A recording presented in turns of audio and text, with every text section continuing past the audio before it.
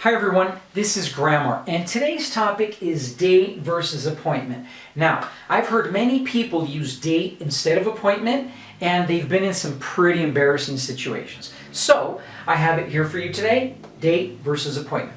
Let's start with date.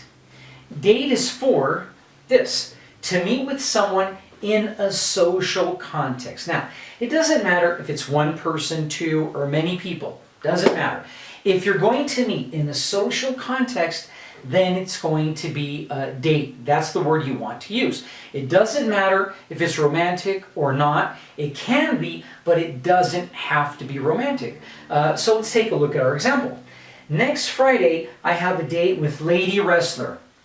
Okay, now here, this is, I hope, a romantic date, but I could also say, tomorrow I have a date with other wrestlers to try out some new moves, okay? So again, it doesn't have to be in a romantic way. As long as it's a social context, date is the word to use.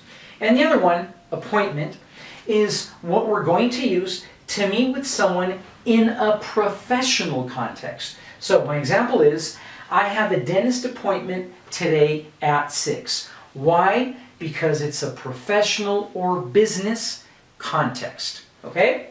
So, as you can see, date and appointment are not so complicated. You know, the difference is pretty simple. The key word here, social context for date. The key words here, professional context for appointment. So, if you remember this, and if you practice, the difference between date and appointment is easy peasy, super breezy.